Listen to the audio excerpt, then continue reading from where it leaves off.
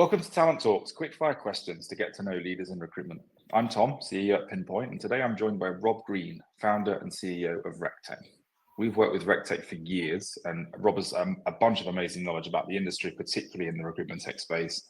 He's built an amazing product that compares a whole bunch of different solutions without the usual heavy lift of having to manually review providers. And I think on a personal note, we're huge fans of what he's built here. I think our objective has always been to build good products. We want to make sure that people like Rob exist to help customers of all shapes and sizes find the right vendor for them, whether that's us or not. And so we love Rob's impartial approach to the market and really appreciate what he's built there.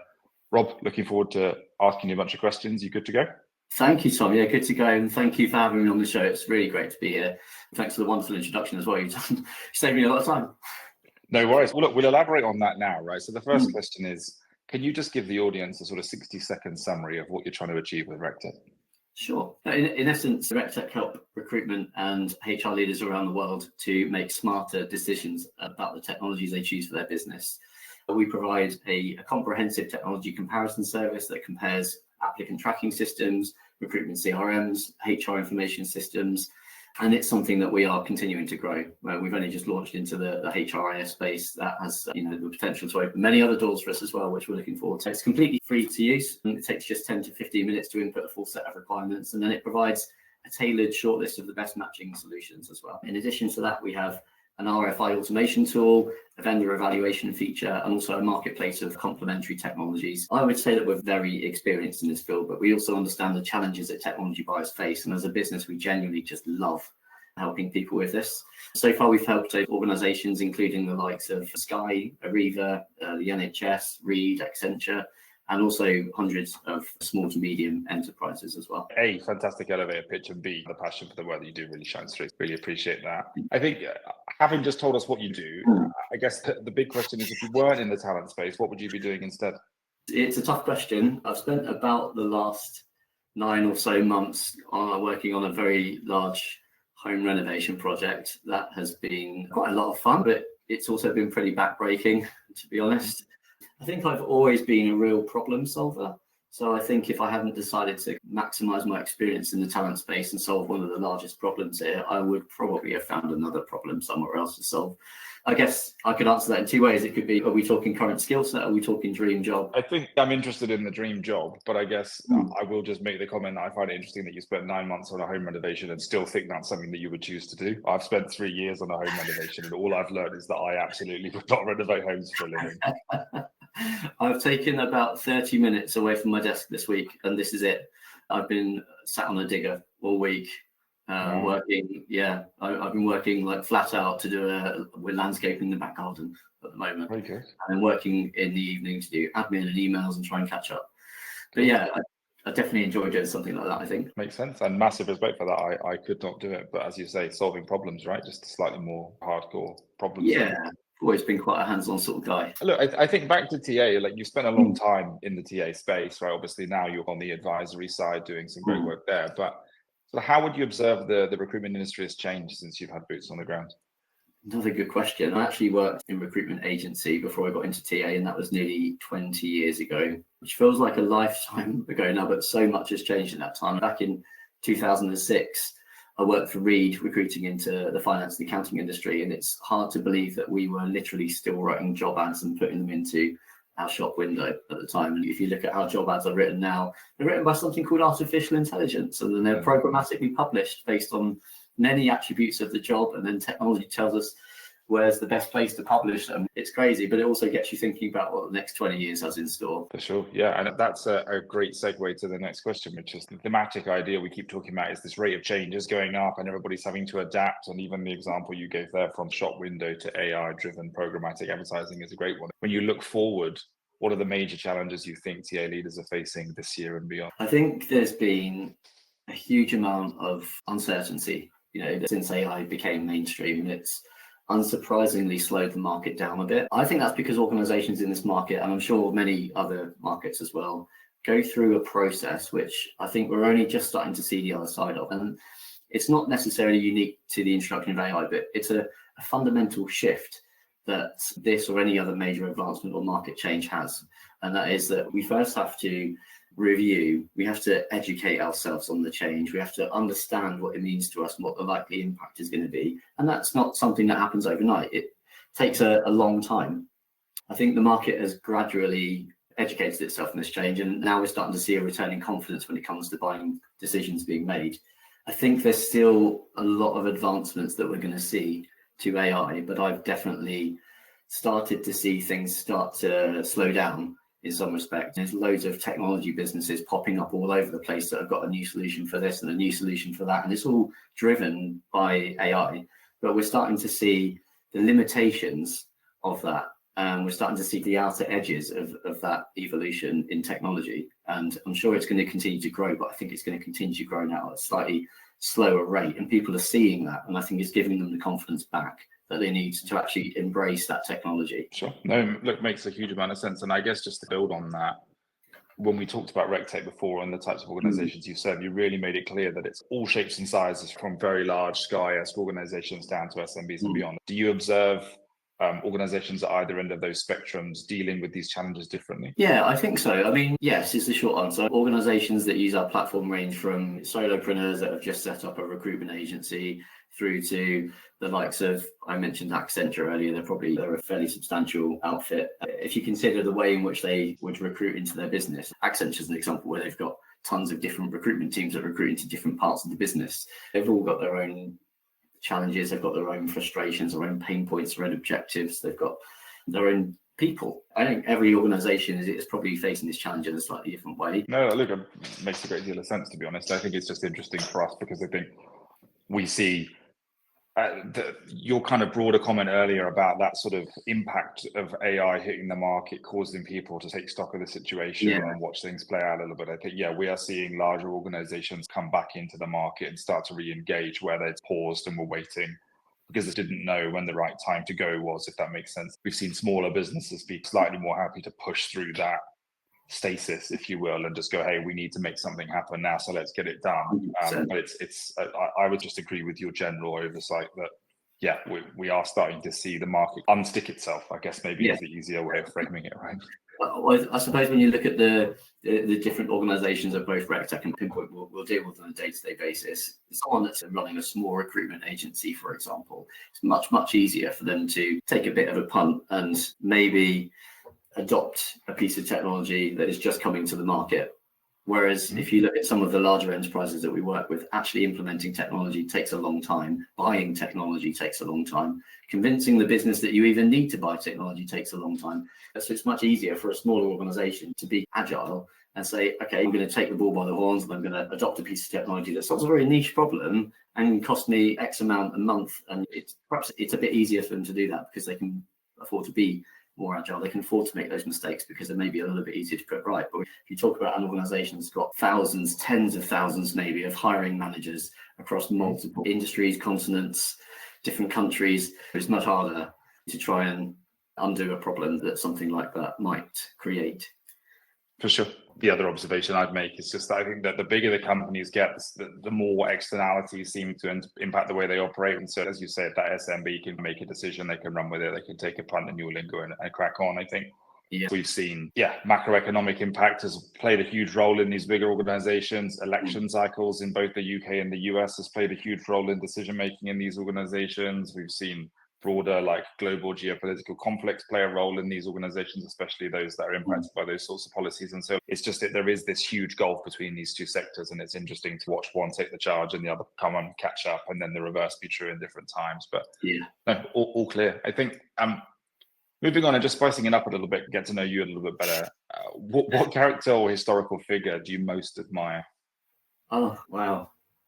I just being a problem solver, I would think about someone like Albert Einstein. I don't consider myself to be an Albert Einstein, but I admire somebody like that because he solved some very big problems, which is what we're doing. It might be a bit smaller in comparison to creating electricity or something like that. No, very good.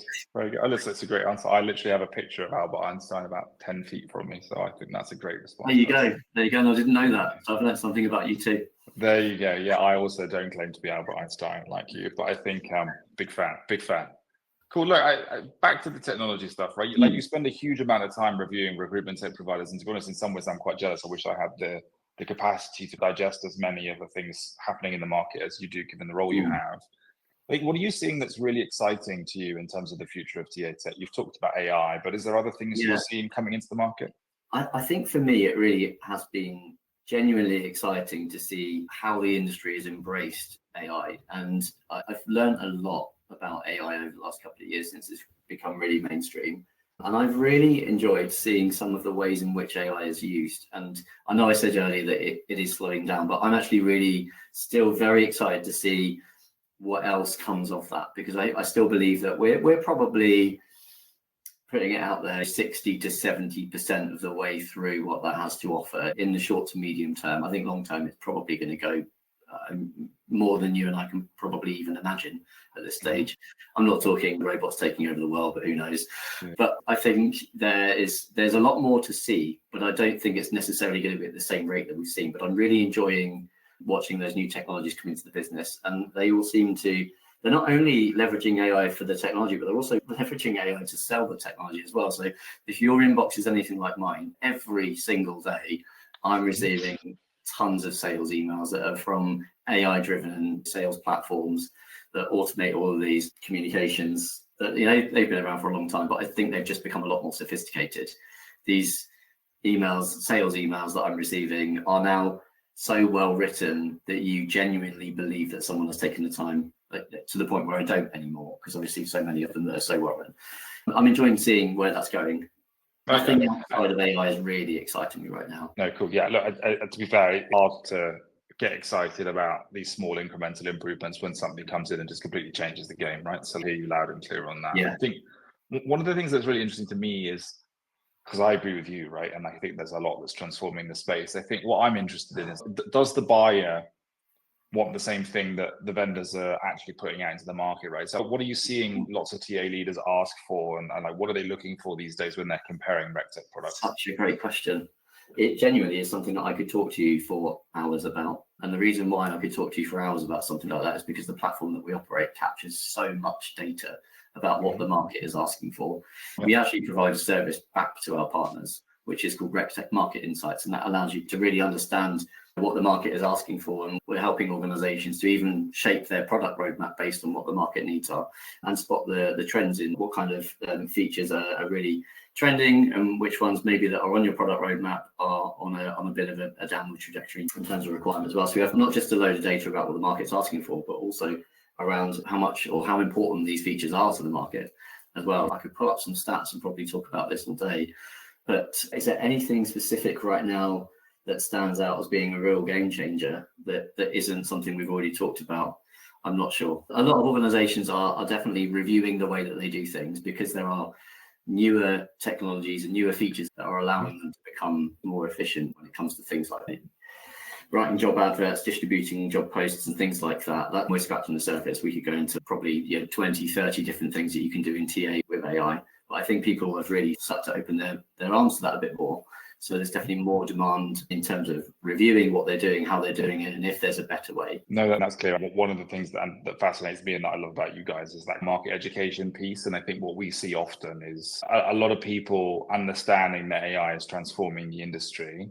They know that they need AI, or that they should need AI, or that they hypothetically want AI, but they'll ask for AI and not a solution, if that makes sense. Oh, we need to buy AI. We need this to have AI in it. But like, what do you want the AI to do is often harder to extract from people, and it feels quite buzzwordy. And I love the role you guys can play in kind of educating the market around how to actually extract value from this change, rather than it just being a buzzword. When people are searching for technology through our platform, we don't ask them if they need AI. We ask them what they want to do. And then the vendor, like Pinpoint, for example, will then be able to demonstrate to them how you can do that and how you can leverage AI, to solve that particular problem. We don't necessarily bring AI into search. It's about taking those requirements and allowing the vendors in this industry to demonstrate and articulate how they meet that, and whether that's with a core feature of a platform or whether it's embracing ChatGPT or whatever's sitting behind that. No, makes sense. Love that. Two more questions. A random wildcard one, but I'm very intrigued by your answers. What animal do you think best embodies your personality, and why? I've always felt like a really strange connection to dolphins. It's probably one of the reasons why I like scuba diving. Maybe I was a dolphin in a past life. I don't know, but they've always got a smile on their face. I don't know. Dolphin is the only one that comes to my mind. I like that. And you were saying you've done a lot of diving, right? Diving's a big passion of yours in your personal time. Yeah, definitely. Yeah, certified rescue diver. Don't get anywhere near as many dives as I'd like to, but then renovation project, running a business. I think you might be like the most alpha male recruitment industry person I've ever heard of. You were like a rescue diving, home renovating, software building genius person. So I love it. Thank you, Rob. Thank you, Tom. All of those things considered, we've got the Einstein diving, home renovating recruiter here. What is your advice to TA leaders thinking about their tech stack moving forward? What should they be thinking about? How would you advise them to go about that?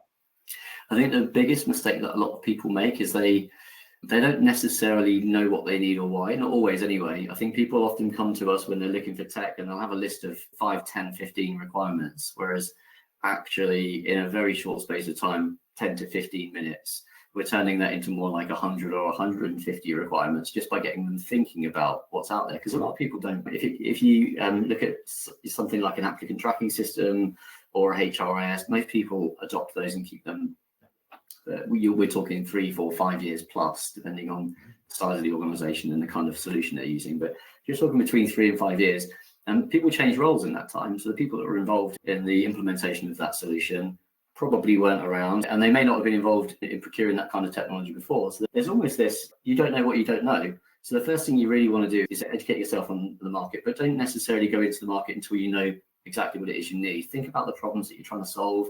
I always advise our clients to actually map out their TA or recruitment processes from end to end. Think about all the people that are involved. Think about all of the pain points and frustrations and bottlenecks. Really get a very solid picture of the problems that you are trying to solve. And then speak to somebody, whether that's a consultant or whether it's a firm like Rectec that understand this market and what's on offer, to help you understand what technology can you adopt in order to solve the problems that you're trying to solve. It doesn't take very long. I'm talking about that from my perspective. I've managed well over 100 ATS implementation projects. If you're talking to somebody that really understands the market, and I know that is very difficult to find. Most consultants probably work with 4 or 5 different ATS vendors. It's difficult for anybody to have a really solid picture of what's on offer in the market. We do that. And we do that day in, day out. So I would obviously advocate for what we're doing, but at the same time, it's about understanding your requirements. It's about getting a good picture of what's in the market, and then take your time. It's not something that happens overnight. When you're evaluating vendors, stick to the script. Think about what it is you're looking for that vendor to demonstrate. Don't get sidetracked. Don't get blindsided by shiny new features. Really just stick to what is it I'm trying to solve and ask the vendor to show you, and go through that list and really just take your time to checklist and evaluate those vendors based on what it is you need. Nobody knows your business better than you, right? Look, Rob, that's great advice. Thank you for sharing that. And actually, that's 10 questions completed. So thank you very much for your time and for joining us today. Thank you, Tom. I appreciate you having me on the show. It's been great. Everybody else, thank you again for listening. You can follow Rob on LinkedIn. We'll put links to his LinkedIn profile and to rectec.io in the notes to make it easy to go and interact and engage with all the great stuff that he is producing. If you want to be featured on the show or know anybody who'd be great, please get in touch and have them join me on Talent Talks, and have a fantastic day. Thank you for listening.